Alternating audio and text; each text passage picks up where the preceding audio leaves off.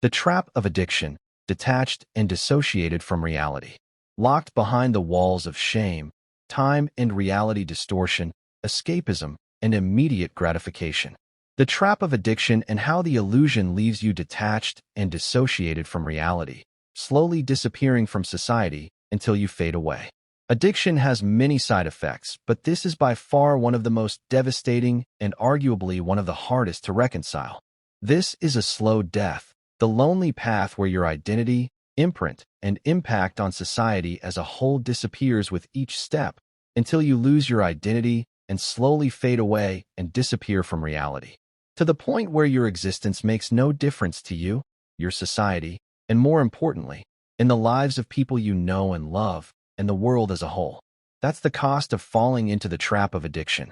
The detachment or severance in connection to people and your reality in general happens not because your heart's gone cold or your love for those people or the activities you care about is diminished, but because the trap of addiction hijacks and consumes the mind like a parasite. It creates an illusion of reality that keeps the addict on lockdown under the four walls of shame, time and reality distortion, escapism, and immediate gratification.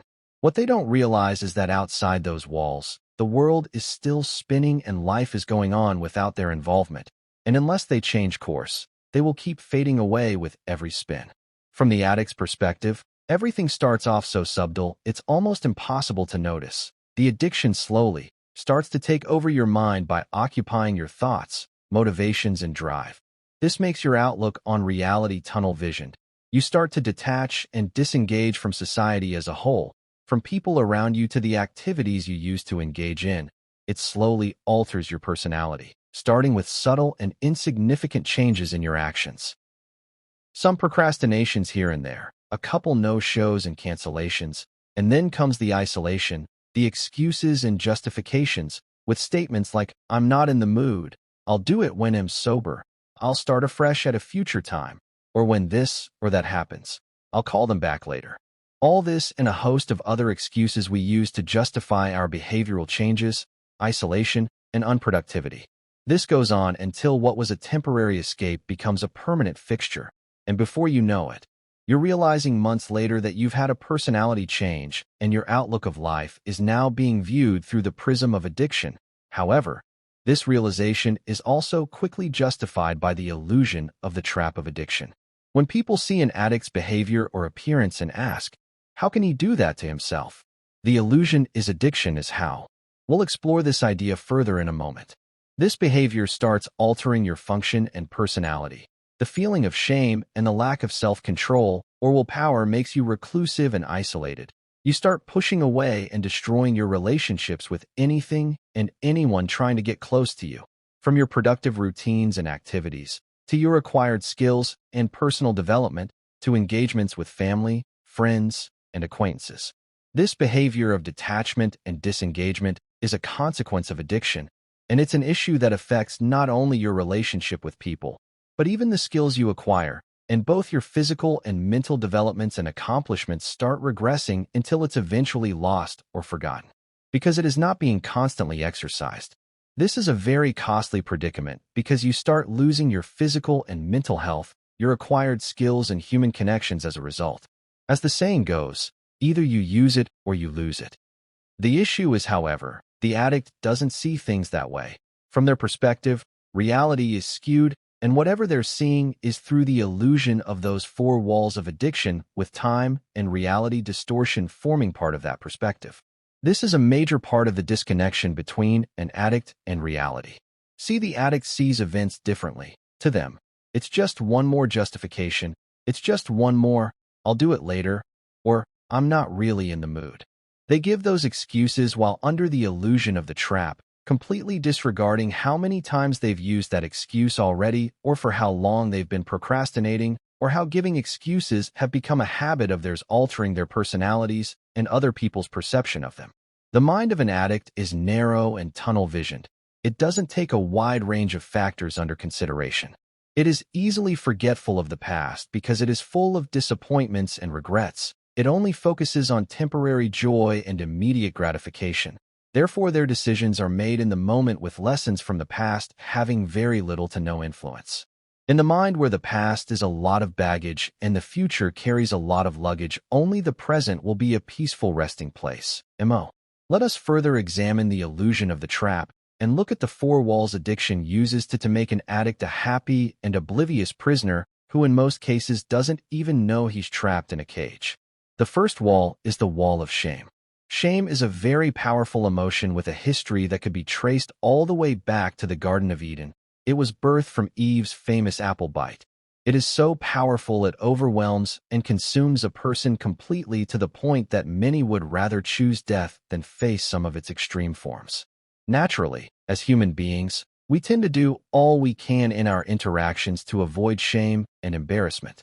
It is a feeling of extreme discomfort, disappointment, guilt, and discouragement. Even though it's not a physical injury, sometimes the way it feels in the mind is much worse. In the mind of an addict, shame is one of the most powerful emotions that takes up residence. It is fertile ground for shame to dominate as it is a negative environment filled with disappointment, failures, regrets, and the feeling of unworthiness or the lack of self-control. Shame overwhelms a person and completely. It takes over the mind like a virus. It decimates all your positive energy and overpowers you with heavy feelings that take a toll on the mind. Feelings such as sadness, unfulfillment, and unworthiness. These types of feelings create a negative atmosphere of destructive emotions in the mind, which is not only negatively impacts your mind state and general outlook of life, it also affects your physical human functions and productivity because it puts you in a state that is disengaging and incapacitating. It decimates all your physical and mental energy, which is one of the core drivers of a human being. The second wall of the addiction trap is the wall of time and reality distortion. This is the engine room of the illusion, the veil that covers the mind's eye and distorts your whole perspective of reality. This is where most of the heavy lifting takes place. The reason an addict will slowly detach and disengage from reality without even realizing it, until they completely fade out of society and disappear. Time and reality distortion go hand in hand. Time functions completely differently in the mind of an addict. There is very little or no reference to the past, which is understandable because it is often filled with lots of regrets, disappointments, and suppressed emotional landmines. And the same goes for the future, which is filled with fear, uncertainty, and no tangible goals because of a lack of motivation and ambition. The only concept of time the mind of an addict is familiar with is now. Therefore, every action or decision is made in the moment with very little consideration put into it besides the satisfaction of an immediate need. On the other side of this wall, we have reality distortion. Naturally, no two human beings see the world in exactly the same way, especially when you take into account their view of reality is drawn from several factors, such as their lived experiences, belief systems, internal feelings, and so forth. I would even take it a step further and argue this phenomenon is not just applicable to different individuals, but the same person can have his perspective and general outlook on life altered with the introduction of different factors and emotions into their reality. For instance, something as simple as a change in mood can alter your perspective of reality. And the same goes for a change in environment or a change in financial status. A change in mindset will also alter your perceived reality. My point is, a sober mind most definitely shows a different reality to a high or intoxicated mind. All these changes happen in the same mind, but the difference is worlds apart. This is the reality. The common thing we human beings share regarding the phenomenon of reality distortion is that we are all the main characters in each of our own realities, and we all have our own distorted veil of perceptions obscuring our view of reality. We're not just actors in our realities, we're scriptwriters, directors, and co-creators, so at the end of the day we see whatever we want to see and also believe whatever we want regardless of whether it is objectively true or not. This reality is ever-changing to accommodate our losses, insecurities, and shortcomings. In the mind of an addict, this phenomenon is on steroids as it creates a skewed view of reality where attention and focus is tunnel-visioned and only placed on escapism and immediate gratification. All the shame, regrets, guilt, and suppressed emotional landmines are tucked away in a dark alley in the mind, far away from the light of conscious awareness. Let us move on to the third wall of the four-wall trap, the wall of escapism. To an addict, This is paradise. It is the overwhelming feeling of freedom and bliss, the euphoria and the dopamine rush. Feeling free with no boundaries or restrictions, soaring through the skies like a bird. Completely centered in the moment, with no baggage from the past or unwanted future luggage. Just floating in the moment with no worries. Although the freedom is superficial and the relief momentary, you can still get a lot of momentary relief. Just like a phone battery, which is rechargeable whenever it gets low, an addict can always recharge with another hit. This easily creates and maintains an extreme dependency loop where you end up in the circle of chasing escapism. At the end of the day, you end up running away from yourself and from reality as a whole, running to nowhere and nothing, but still running away nonetheless. It feels good, and it makes all the negative feelings temporarily disappear.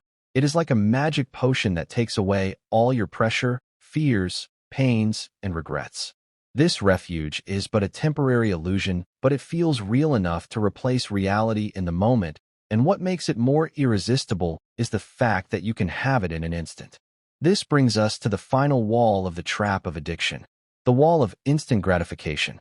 This is a primitive desire so powerful that it is argued that controlling it is what separates us, human beings, from other wild animals. This is desire that is very difficult to overcome because when you think about it, who doesn't want instant gratification? Who doesn't want to have their wants satisfied immediately? We all want to be rich and successful so we can have whatever we want whenever we want it. But the fact is, if we had whatever we wanted whenever we wanted it, we would not remain rich for too long. Matter of fact, we would not be alive for too long. I digress. Another reason we are so susceptible to the satisfaction of immediate gratification is because it is something we develop from infancy. It is the first habit a baby learns, from the crying infant to the tantrum-throwing child.